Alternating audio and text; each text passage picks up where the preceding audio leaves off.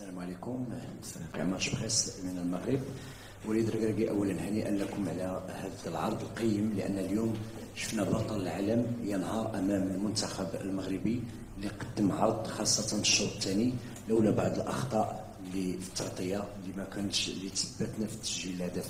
اليوم شفنا وليد الركراكي خرج على النمط السابق انه كان ما كتكونش عنده نسبه امتلاك الكره وكيفوز. اليوم كانت عنده نسبه امتلاك الكره وكانت السيطره مطلقه وكنا قريبين من التسجيل. شنو هو السبب التغيير؟ Non, si j'ai des regrets sur ce match, c'est surtout le début de match. C'est d'avoir encaissé ce but rapidement, qui a donné encore plus de certitude à l'équipe de France pour rester dans son schéma. On avait dit que s'ils nous laisseraient le ballon, on le prendrait. Ils nous l'ont laissé, mais on a fait trop d'erreurs techniques à ce niveau-là pour pouvoir, en tout cas en première mi-temps, leur poser des problèmes. En deuxième mi-temps, on a été un peu plus, on va dire, adroit. On a moins perdu de ballon, on leur a posé des problèmes, on s'est créé beaucoup de situations. Mais on n'a pas été décisif dans les derniers 30 mètres. Malheureusement pour nous, on voulait marquer pour leur mettre le doute. Et après, avec une équipe comme la leur, avec les talents qu'ils ont offensivement, on sait qu'on peut être puni à tout moment. Et c'est ce qui s'est passé sur le deuxième but. Le deuxième but, il nous a un peu cassé les jambes, mais on est resté debout. On a essayé d'aller jusqu'au bout pour marquer ce but qui pouvait nous faire espérer. Mais félicitations à l'équipe de France. Je l'avais dit avant le match que c'est une grande équipe. Avec peu de choses, ils sont capables de gagner. Mais où je suis content, c'est que sur l'impact dans le rythme, malgré les blessés, malgré la fatigue, on nous promettait d'être fatigués, mais les joueurs au moins ils ont donné le maximum. Et je pense qu'on les a fait douter par moments. Et déjà ça pour nous c'est extraordinaire. Après, pour anticiper un peu les questions, sur une compétition comme la Coupe du Monde de très très haut niveau, pour essayer d'aller la gagner, je pense que la marche a été un tout petit peu trop haute pour nous.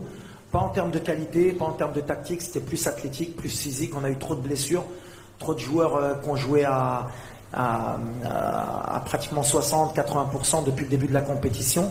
Et avec tout ça, on fait quand même demi-finaliste. Donc d'abord, je veux féliciter l'équipe de France d'abord, leur dire bravo. Et maintenant, on va être derrière eux. Et mes joueurs surtout, parce que voilà, le cœur qu'ils y ont mis, l'image qu'ils ont donnée, je pense, de notre équipe nationale, dans le monde, je pense que ça vaut la victoire en Coupe du Monde. Maintenant, c'est dur pour les gamins parce qu'ils voulaient absolument marquer l'histoire, mais on va apprendre. On ne gagne pas une compétition comme la Coupe du Monde sur un miracle. On doit encore travailler pour revenir encore plus fort, Inch'Allah.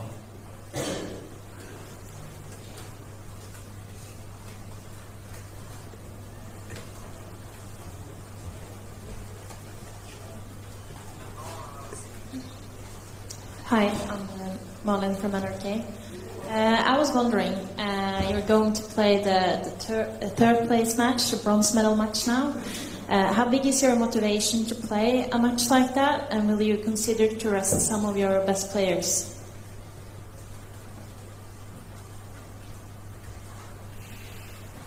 Oui, c'est une finale, une petite finale.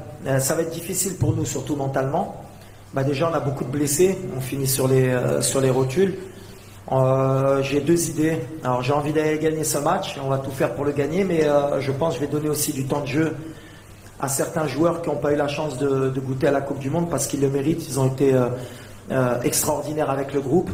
Donc voilà, on va essayer de faire un mixte pour essayer d'avoir une très bonne équipe sur le terrain, d'essayer de gagner la 3e place et d'être performant. Mais aujourd'hui, on va essayer d'abord de récupérer parce qu'on a perdu et que c'est toujours difficile après une défaite de se projeter. Donc déjà, on va essayer de récupérer mentalement et on verra samedi qui pourra faire honneur au drapeau marocain pour essayer d'aller chercher la 3e place, Inch'Allah.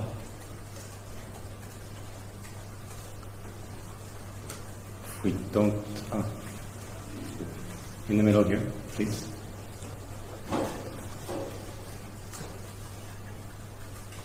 Oui, bonjour, Lionel Vangomo du journal L'Équipe. Je voulais savoir ce qui vous a amené à prendre la décision d'aligner Romain Seix et au départ Naïf Aguerd, et pourquoi est-ce qu'il n'a pas finalement pu tenir sa place, et aussi le choix de passer à une défense à 5. Est-ce que c'était lié aux incertitudes de ces deux joueurs, notamment physiques? Ouais, exactement. Alors, jusqu'à la dernière minute, on a fait le choix. Enfin, on a attendu jusqu'à la dernière minute pour voir si Romain pouvait jouer. C'est quelqu'un qui est très important pour nous dans le système, puis c'est notre capitaine. Et on a essayé jusqu'à l'échauffement. Naïf aussi, il revenait d'une bonne grippe. Et il tenait à être là. Et moi, je tenais à ce qu'il débute parce que c'est quelqu'un qui est très important dans notre défense.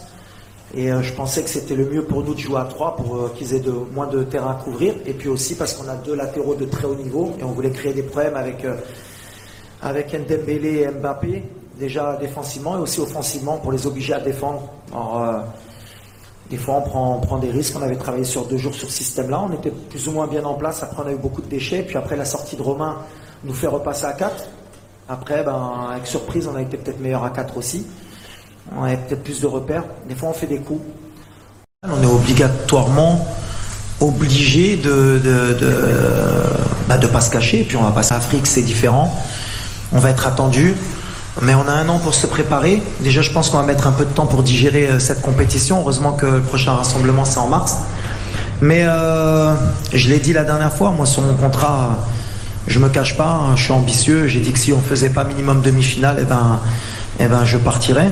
Et c'est comme ça qu'il faudra faire. Mais ouais, on va y aller pour la gagner. Mais attention, il y a des clients en Afrique aujourd'hui.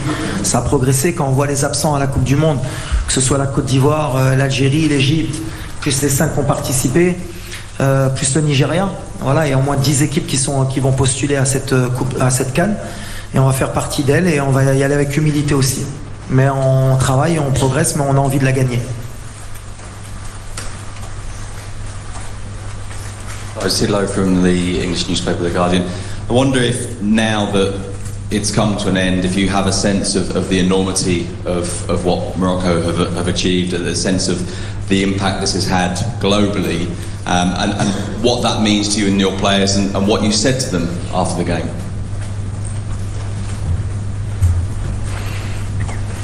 Bon, je pense que voilà, je ne pouvais pas dire qu'on va être respecté plus que ça parce qu'on était respecté, mais au moins on a montré qu'on pouvait être au niveau dans ces compétitions et ça c'est merveilleux. Mais il faudra confirmer.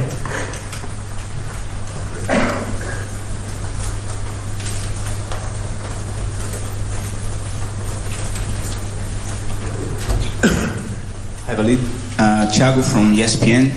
You just talked about Pele, and yesterday you showed admiration for Brazil. Said they were the best team in this competition. Personally, for you, how you feel to be between the 4 best teams in this World Cup? Something that Brazil, 5 world champions, didn't achieve. How it is for you? Thank you. Ouais, après, pour le Brésil, ça s'est joué à peu de choses. Quand du Brésil, on a toujours envie de les voir aller loin, mais ils reviendront, les grandes équipes et les grands pays de football reviennent toujours. D'être nous sur cette compétition devant le Brésil, devant l'Allemagne, devant l'Espagne, devant le Portugal, qui sont des nations très fortes du football mondial, c'est extraordinaire. Mais comme je l'ai dit précédemment, voilà, c'est des étapes qu'on doit passer nous aussi en Afrique pour mettre. Il faut qu'on soit régulier nous aussi dans ces compétitions pour qu'on puisse mettre le Maroc à un moment donné sur la carte du football mondial. Et pour qu'on soit peut-être pas au niveau du Brésil ou de la France ou de l'Angleterre, il faut qu'on revienne tout le temps en Coupe du Monde déjà. Il ne faut pas qu'on attende tout le temps 20 ans. Il faut qu'on soit régulier. Et maintenant, le premier tour, il faudra que ce soit normal pour une équipe comme le Maroc. Mais c'est une étape et j'espère que psychologiquement, ce parcours du Maroc va libérer beaucoup de pays africains et va libérer aussi beaucoup de jeunes africains qu'on est capable de rivaliser avec des pays comme le Brésil, comme la France, comme l'Angleterre et que nous aussi on peut progresser dans le monde du football. Mais il y a du travail encore, il ne faut pas non plus qu'on s'enflamme parce que voilà, c'est qu'une compétition, il faudra qu'on soit régulier pour prouver que ce n'était pas un accident.